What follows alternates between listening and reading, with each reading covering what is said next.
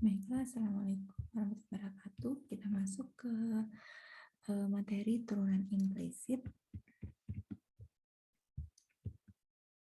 Nah, di sini sudah mungkin di pertemuan sebelumnya sudah ditampilkan juga ya mengenai rangkuman ketika menemukan fungsi lalu disuruh mencari turunannya yang sudah dirangkum ya, bahwa ketika fungsinya konstanta maka untuk mendapatkan turunan fungsinya itu sama dengan 0 ketika identitas, dan berpangkat bagaimana ketika penjumlahan, pengurangan, perkalian, dan pembagian ya.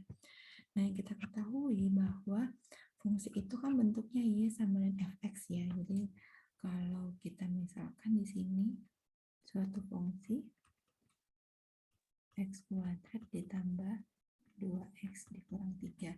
Nah, yang kita ketahui bahwa bentuknya seperti ini ya, yang sudah kita selesaikan, di mana sebelah kiri itu adalah variabel y, sebelah kanan itu adalah variabel, isinya adalah variabel x saja gitu ya, sebelah kanan adalah variabel terikat, ini variabel bebasnya yang mempengaruhi variabel y. Atau x ini bergantung pada variabel y. Nah, ternyata tidak selamanya fungsi itu bentuknya seperti ini gitu. Jadi ketika fungsi itu tidak seperti ini, yang seperti apa sih? Nah, yang dimana fungsi itu bentuknya ini ya jadinya x kuadrat y ditambah 4y ditambah x gitu. Nah, dimana fungsinya itu ada variabel x, ada variabel y bersama-sama gitu. Jadi sebelah kanan itu isinya bukan hanya variabel x saja, tetapi ada variabel y. Nah, ketika menemukan fungsi seperti ini, maka kita menggunakan turunan implisit untuk menyelesaikannya. Nah, ini penjelasannya. Jadi apa namanya ketika fungsinya itu yang dimana sebelah kirinya itu adalah variabel y, sebelah kanan ada variabel x, itu dinamakan eksplisit. Nah, bagaimana kalau fungsinya itu bentuknya x kuadrat y ditambah x kuadrat ditambah y kuadrat. Nah, ini namakan implisit, di mana variabel x bersama dengan variabel y, lalu tidak bisa dipisahkan. Tidak bisa dipisahkan. Bisa kita pisahkan menjadi y sama dengan yang sebelah kanan hanya isinya variabel x. Nggak bisa ya, karena di sini ada y dan y kuadrat, karena ini adalah bentuk yang berbeda, tidak sejenis, karena ini pangkat 1, ini pangkat 2. Lalu kalau yang ini seandainya kita bikin x kuadrat ditambah 2x dikurang y sama dengan 0. Nah, bentuk ini bisa kita pisahkan menjadi seperti ini. 2x ya. Artinya apa? Kalau bentuk implisit berarti x dan y-nya bisa dipisahkan. Nah, bisa dipisahkan. Jadi itu untuk membedakan antara fungsi eksplisit dan fungsi implisit ya. Antara variabel x dan variabel y-nya apakah dapat dipisahkan dengan tidak. Kalau implisit tidak, kalau eksplisit bisa gitu ya. Nah, lalu contohnya ini x pangkat 3 y kuadrat tambah x kuadrat tambah y sama dengan 10. Begitu jadi ini. Nah, ini dapat dilihat ya bahwa variabel x dan y-nya bersama-sama dan tidak dapat dipisahkan menjadi y saja, lalu sebelah kanan isinya x. Ini tidak dapat dipisahkan. Nah, maka kita perlu menggunakan bentuk implisit. Itu digunakan untuk menggunakan aturan rantai ya, untuk memisahkan antara variabel y dengan variabel x. Nah, ini contohnya. Kalau kita menemukan yang biasa ini yang sering kita cari, fungsi itu kan misalnya fungsi disuruh mencari 2x kuadrat ditambah 2x, bisa ya mencari turunannya ya. Nanti kan kalau kita mencari turunannya ini, kan bisa kita bikin seperti ini nih. Dx, seperti ini artinya apa? 2x kuadrat ini kita turunkan terhadap x, hasilnya adalah 4x gitu. Kalau yang ini kita turunkan terhadap x, berarti kan ini kita turunkan terhadap x, sudah ada 2. Nah, bagaimana kalau kondisinya ketika kita menemukan fungsinya itu adalah x y kuadrat, atau Y kuadrat saja. Nah, seperti ini. Kita turunkan terhadap X, hasilnya berapa? Bukan 2Y ya. Karena kalau 2Y itu ketika Y kuadrat itu diturunkan terhadap variabel Y. Baru benar. Kalau dia diturunkan terhadap variabel X, 2Y jawabannya adalah salah. Bagaimana kalau bentuk seperti ini? Nah, maka ketika turunan pertama dari variabel Y terhadap X, kita bikin dy dx kan? Dy dx. Lalu bagaimana kalau Y kuadrat terhadap X? Dapatnya ini loh, 2Y Y aksen. Berarti ini harus jawabannya adalah 2Y Y aksen, baru benar. Ketika kita disuruh mencari turunan yang ini. Oke, dapatnya dari mana? Dapatnya kita bisa menggunakan yang kita ketahui bahwa Y kuadrat ini kan bisa kita pisah menjadi Y kali Y, ya kan? Y kali Y, ini kan perkalian, kita anggap aja ini fungsi pertama, ini fungsi kedua, ini V, ini U.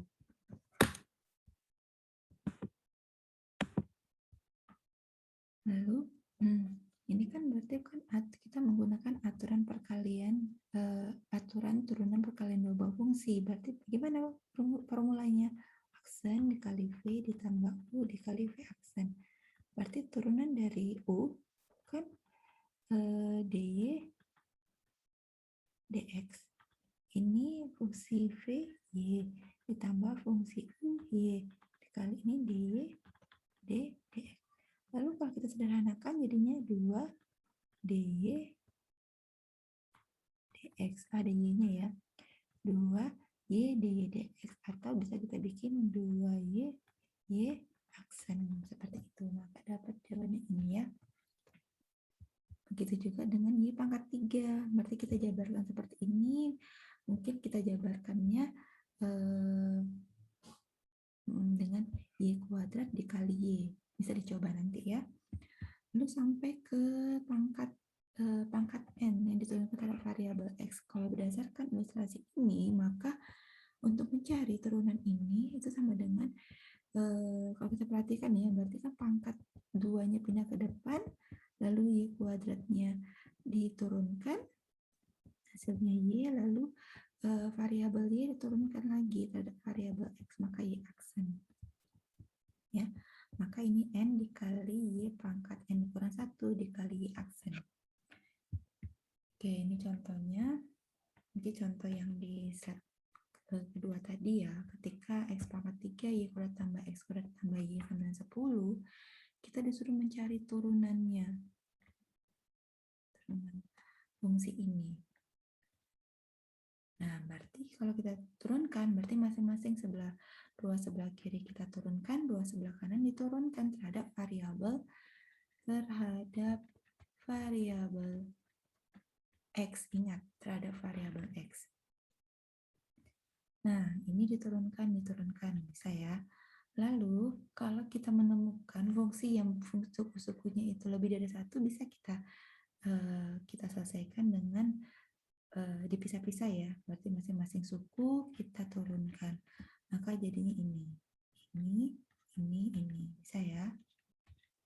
Oke, lalu untuk yang ini hasilnya adalah yang ini dalam kurung ini. Yang turunan X kuadrat adalah 2X, benar ya? Lalu turunan Y tadi adalah dy dx. Bisa kita bikin dalam bentuk Y aksen. Turunan konstanta terhadap variabel X adalah 0. Lalu, ini kenapa bisa jadi seperti ini?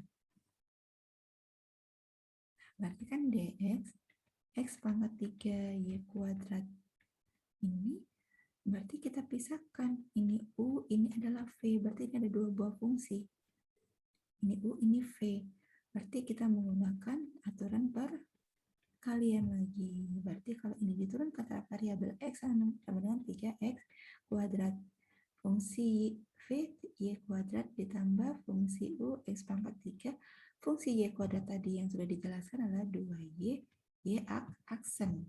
Maka dapatnya 3X kuadrat, Y kuadrat, ditambah X pangkat 2X. Jadi ini bisa kita kita sederhanakan jadinya 3x kuadrat y kuadrat ditambah 2-nya koefisiennya kita pindahkan ke depan, maka 3x y x aksen. Sama ya dan ini ya. Nah, lalu yang mengandung variabel y ini, y aksen itu kita sederhanakan. Yang mengandung variabel y aksen itu kan ini ya, ini sama ini. Lalu selebihnya kita pindahkan ke ruas sebelah kanan. Berarti kalau ini kita pindah ke sebelah kanan, tandanya negatif.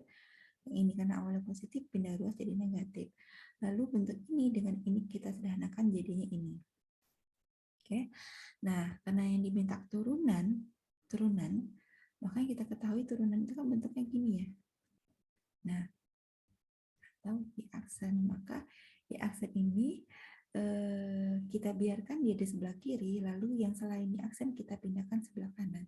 Karena ini perkalian, maka dia jadi pembagian seperti itu. Bisa dipahami ya? Begitu juga dengan yang contoh kedua ini. Contoh kedua ini berarti ini suku pertama, suku kedua kita turunkan dx dy.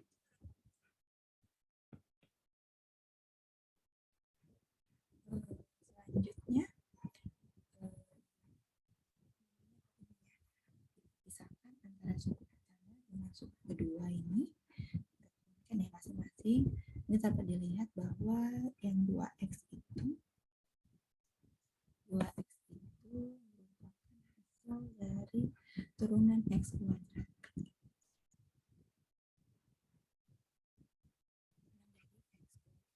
Adalah 2x ya.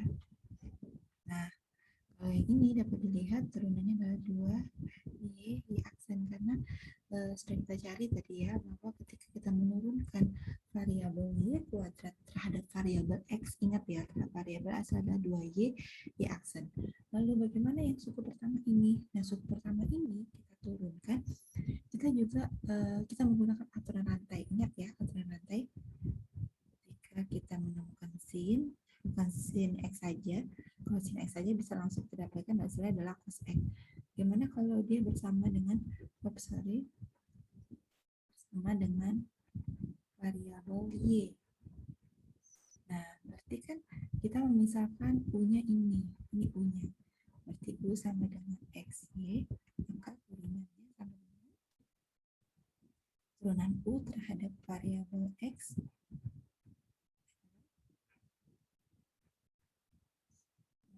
Berarti kan nanti dulu sebelum ini ya, berarti ini y-nya kita misalkan ini fungsinya kira ya, g itu sama dengan sin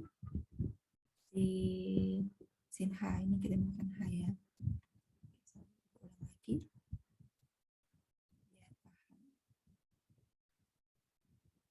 Nah, misalkan fungsi yang akan kita cari turunannya itu adalah fungsi g misalnya ya. Lalu yang ini kita misalkan adalah fungsi baru h, karena dalam fungsi itu ada fungsi kayak gitu, h x y, maka fungsi ini kan jadinya sin h. Bisa kita mencari turunan g aksennya di mana dia turunkan terhadap variabel h itu sama dengan cos h ya. Lalu kalau yang h ini kalau kita turunkan kan ini dua fungsi seperti yang tadi ya, berarti ini u, ini v, berarti kita menggunakan aturan perkalian lagi, maka u aksennya diturunkan terhadap x, ini diturunkan terhadap x, berarti kan 1 ya, ya kan? Lalu dikali y ditambah x dikali dengan dy dx sama dengan y ditambah x y aksen.